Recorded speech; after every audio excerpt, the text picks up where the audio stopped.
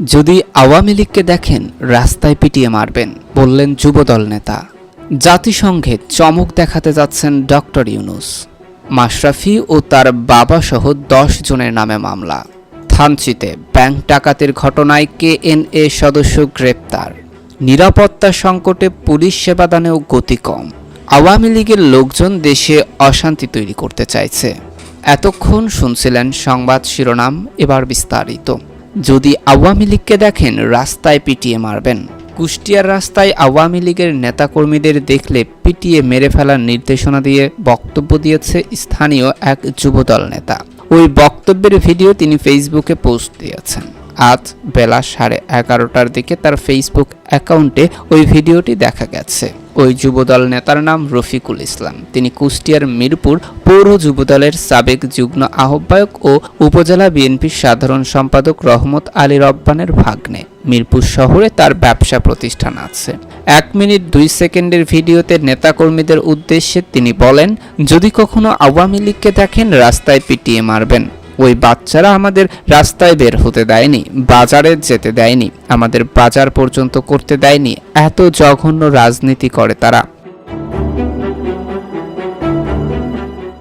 রফিকুল আরও বলেন, বিএনপি ও অন্যান্য অঙ্গ সংগঠনের কাউকে 3 জন একসঙ্গে বসতে দেওয়া হয়নি, বিভিন্নভাবে হয়রানি করা হয়েছে।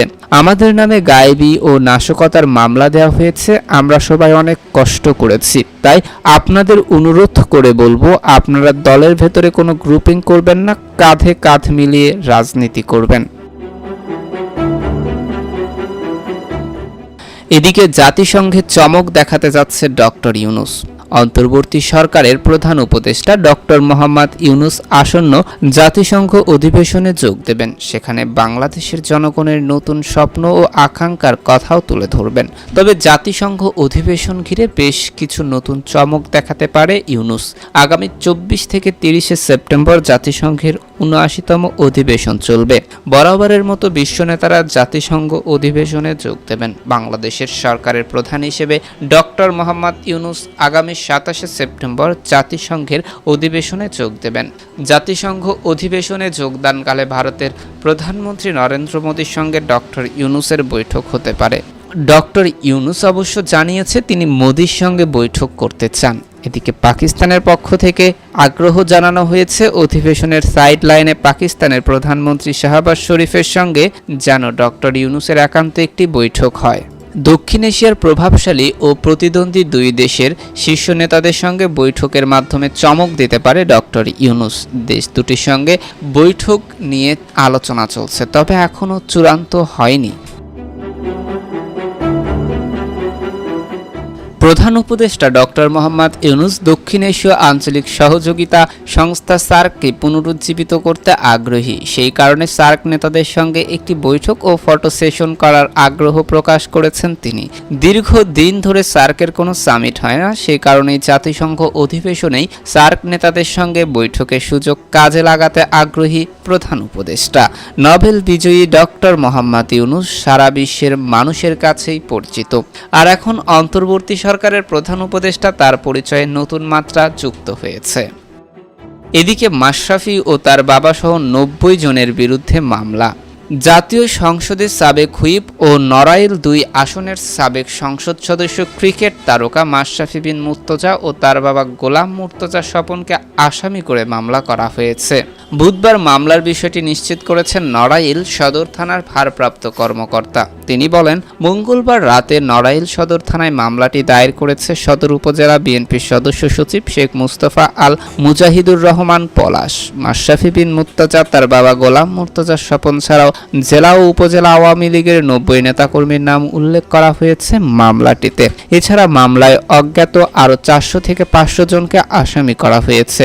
মামলার অন্যান্য আসামিদের মধ্যে রয়েছে জেলা আওয়ামী লীগের সভাপতি অ্যাডভোকেট সুভাষ চন্দ্র বোস, সাধারণ সম্পাদক নিজামুদ্দিন খান নীলু সহ আরও 90 জন। এজাহারে উল্লেখ করা হয়েছে, গত 4ই আগস্ট দুপুর 2:30টার দিকে আসামিরা সহ আরও অজ্ঞাত 400 থেকে 500 জন বন্দুক, পিস্তল, হাত বোমাসহ দেশীয় ও আগ্নেয়াস্ত্র দিয়ে নড়াইল চৌরাস্তায় সমাবেশ করে। ওই সময় মালিবাগ হয়ে বিএনপির নেতাকর্মী ও বৈষম্য বিরোধী ছাত্র আন্দোলনকারী ছাত্র জনতা শেখ হাসিনা সরকারের পদত্যাগের দাবিতে মিছিল সহকারে শহর অভিমুখে সেতুর পূর্ব পর্যন্ত পৌঁছালে তাদের দিকে গুলিবর্ষণ করে আতঙ্ক সৃষ্টি করে আসামিরা। এদিকে থানচিতে ব্যাংক ডাকাতির ঘটনায় কেএনএ সদস্য গ্রেপ্তার। জেলার থানচিতে বর্ডার গার্ড বাংলাদেশ পরিচালিত বিশেষ অভিযানে বান্দরবান জেলার থানচিতে বর্ডার গার্ড বাংলাদেশ পরিচালিত বিশেষ অভিযানে কুকিচেন ন্যাশনাল আর্মির এক সদস্য গ্রেপ্তার হয়েছে। সোনালী ও কৃষি ব্যাংক ডাকাতির ঘটনায় জড়িত থাকার অভিযোগে তিনি আটক হন।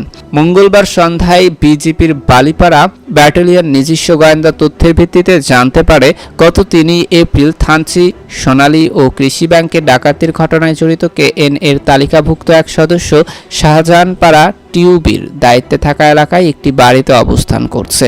পরে ব্যাটালিয়ন কমান্ডারের দিক নির্দেশনায় থানচি বিওপির কমান্ডার নায়েব সুবেদার শাহ মোহাম্মদ ওহিদুজ্জামান এর নেতৃত্বে বিজিবির একটি বি টাইপ টহল দল ও বাড়িটি ঘেরাও করে।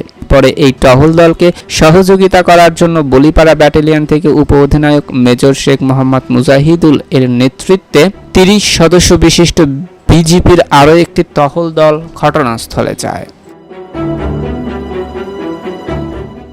এদিকে নিরাপত্তা সংকটে পুলিশ সেবাদানেও গতি কম।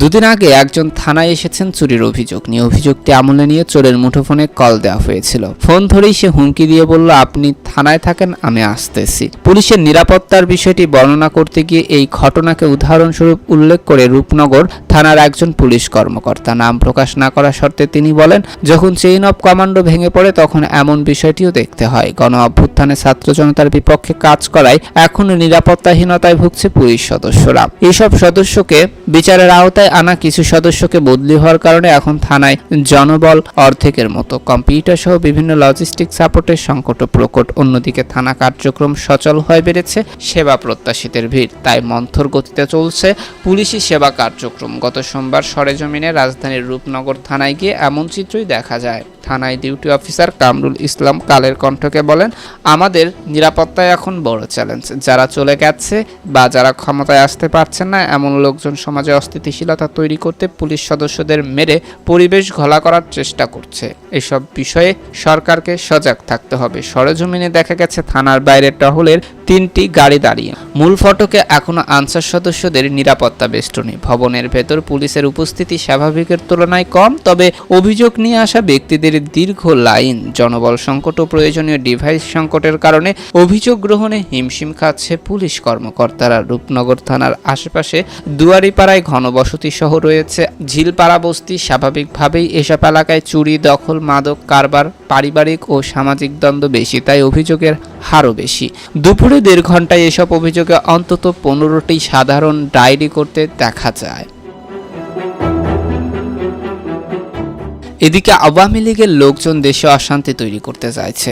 বাংলাদেশের জাতীয়তাবাদী দল বিএনপির 46তম প্রতিষ্ঠা বার্ষিকী সংগঠনকে শক্তিশালীকরণে ইউনিয়ন পর্যায়ের নেতাকর্মীদের গণমত বিনিময় সভা গতকাল মঙ্গলবার বিকেলে বরিশালের আগৈলঝাড়া উপজেলার গৈলা ইউনিয়নে বাংলাদেশ জাতীয়তাবাদী দল বিএনপি শাখার আয়োজনে শিশু নিকেতন মাঠে মত বিনিময় অনুষ্ঠিত হয়। সভায় সভাপতিত্ব করেন গৈলা ইউনিয়ন বিএনপির আহ্বায়ক এনায়েত হোসেন খান মনু ও সভা পরিচালনা করেন সদস্য সচিব বদিউজ্জামান সরল মোল্লা। এছাড়া গত সোমবার রত্নপুর ইউনিয়নের 6 গ্রামে মিজানুর রহমান মিঠুর সভাপতিত্বে মত বিনিময় সভা হয়েছে। বক্তারা বলেছেন, বাংলাদেশের জাতীয়বাদী দল বিএনপি বরাবরই জনগণের ভোটে নির্বাচিত হয়ে ক্ষমতায় আসে। দলকে অস্থিতিশীল করতে হলে সবাই মিলে ঐক্যবদ্ধভাবে কাজ করতে হবে। ছাত্র জনতার আন্দোলনের ফসল হিসেবে আজ আমরা নতুন স্বাধীন বাংলা পেয়েছি। আজ স্বৈরাচারের পতন হয়েছে। আওয়ামী লীগ একটি সন্ত্রাসী দল, তাই জনগণের ধাওয়া খেয়ে দেশ ছেড়ে পালিয়েছে। আজ বাংলার মানুষ শান্তিতে ঘুমাতে পারছে। বিএনপি নেতাকর্মীদের সজাগ থাকতে হবে। আওয়ামী লীগের লোকজন দেশে অশান্তি তৈরি করতে চাইছে। ছাত্র জনতাকে নিয়ে বিএনপি ওই সন্ত্রাসীদের প্রতিহত করবে। তারা আরও বলেন, বাংলাদেশ জাতীয়তাবাদী দল বিএনপি ৪৬ বছর পূর্বে শহীদ রাষ্ট্রপতি জিয়াউর রহমান প্রতিষ্ঠা করেছিলেন। আজ আমরা বিএনপির পতাকার তলে ঐক্যবদ্ধ মানুষের এই দল বিএনপির মানুষের ভালোবাসা নিয়ে মানুষের মাঝে থাকতে চায়। এ সময় আরও উপস্থিত ছিলেন বিএনপির আহ্বায়ক কবির হোসেন তালুকদার, সদস্য সচিব মোল্লা বশির আহমেদ পান্না সহ আরও অনেকেই।